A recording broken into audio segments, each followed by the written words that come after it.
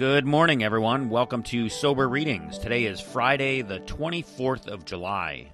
I cannot believe July is almost over already. Anyway, let's get started today with the Serenity Prayer. God, grant us the serenity to accept the things we cannot change, courage to change the things we can, and the wisdom to know the difference. Today's reading from Daily Reflections, Helping Others. Our very lives as ex-problem drinkers depend upon our constant thought of others and how we may help meet their needs. And that's on page 20 of the Big Book of Alcoholics Anonymous. Self-centeredness was my problem. All my life, people had been doing things for me, and I not only expected it, but I was ungrateful and resentful they didn't do more. Why should I help others when they were supposed to help me?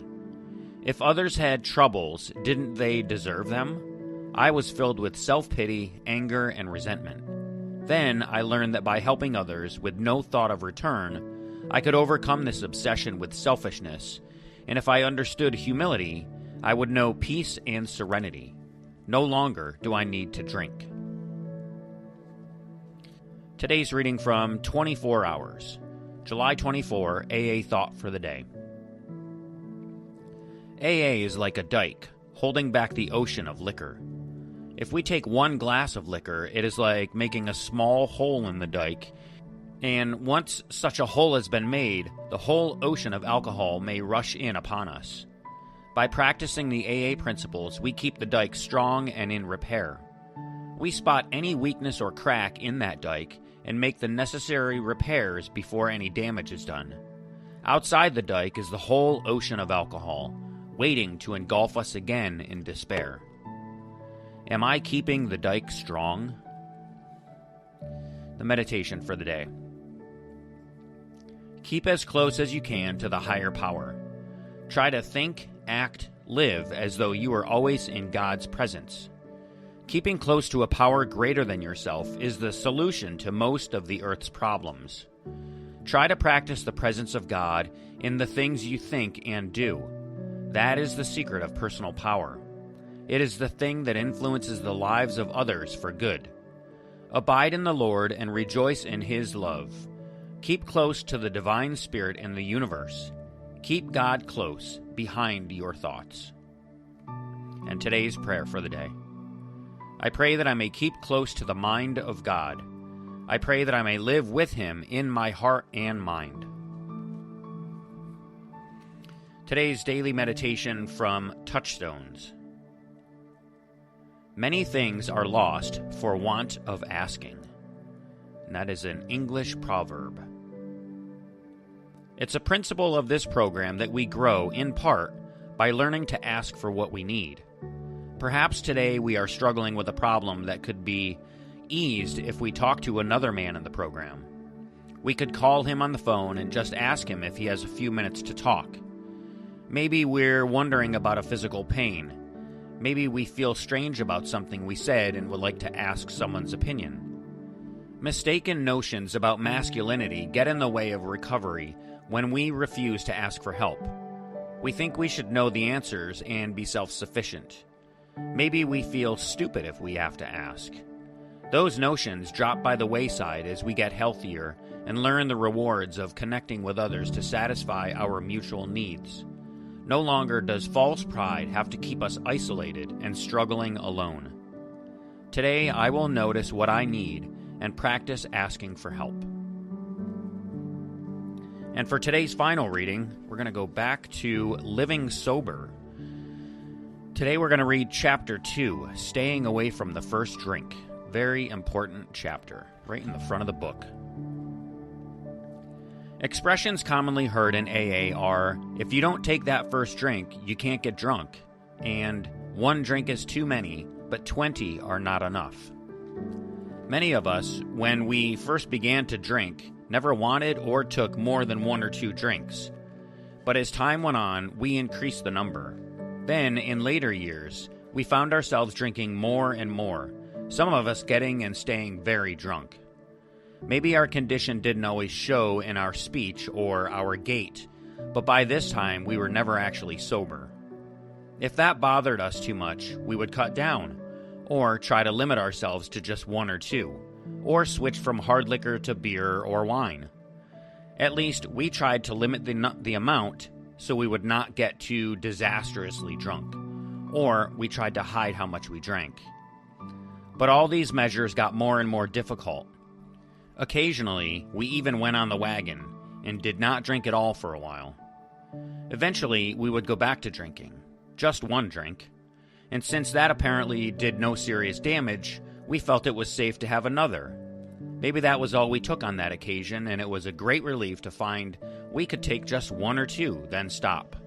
Some of us did that many times. But the experience proved to be a snare. It persuaded us that we could drink safely. And then there would come the occasion, some special celebration, a personal loss, or no particular event at all, when 2 or 3 made us feel fine, so we thought 1 or 2 more could not hurt. And with absolutely no intention of doing so, we found ourselves again drinking too much. We were right back where we had been, over-drinking without really wanting to. Such repeated experiences have forced us to this logically inescapable conclusion. If we do not take the first drink, we never get drunk. Therefore, instead of planning never to get drunk, or trying to limit the number of drinks or the amount of alcohol, we have learned to concentrate on avoiding only one drink, the first one. In effect, instead of worrying about limiting the number of drinks at the end of a drinking episode, we avoid the one drink that starts it. Sounds almost foolishly simplistic, doesn't it? It's hard for many of us now to believe that we never really figured this out for ourselves before we came to AA. Of course, to tell the truth, we never really wanted to give up drinking altogether either until we learned about alcoholism. But the main point is, we know now that this is what works. Instead of trying to figure out how many we could handle, 4, 6, a dozen, we remember, just don't pick up that first drink. It is so much simpler. The habit of thinking this way has helped hundreds of thousands of us stay sober for years. Doctors who are experts on alcoholism tell us that there is a sound medical foundation for avoiding the first drink. It is the first drink which triggers, immediately or sometime later, the compulsion to drink more and more until we are in drinking trouble again. Many of us have come to believe that our alcoholism is an addiction to the drug alcohol. Like addicts of any sort who want to maintain recovery, we have to keep away from the first dose of the drug we have become addicted to. Our experience seems to prove this, as you can read in the book Alcoholics Anonymous, and in our Grapevine magazine, and as you can hear wherever AA members get together and share their experiences. And again, that was Chapter 2 from Living Sober, and it's called Staying Away from the First Drink. And for me, staying away from the first drink is really the foundation of my sobriety. Remember that the first step is the only step that I really need to do perfectly. I admit that I'm powerless over alcohol, and so taking that first drink would be very foolish, if not fatal.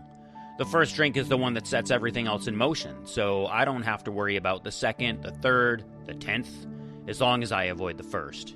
That means staying connected, being honest, asking for help, and remembering where drinking once took me. So just for today, I don't have to drink, no matter what happens. And so that's going to do it for today's episode of Sober Readings. I hope you enjoyed it. If you did, do me a big favor and hit that like button. Also, share this episode and subscribe so you don't miss the next episode. If you'd like to be a guest reader on the show, send me an email at soberreadingswithscott@gmail.com. And if you'd like to drop $1 in the virtual donation basket for today's readings, just go to my website, soberreadings.com, and click the donate button. So again, thank you so much for listening. Stay sober, keep reading, and I'll see you in the next episode. Until then, take care of yourselves and each other, and remember, just for today, don't drink, go to a meeting, and keep coming back. Have a great day, and as my friend Larry says, best day ever.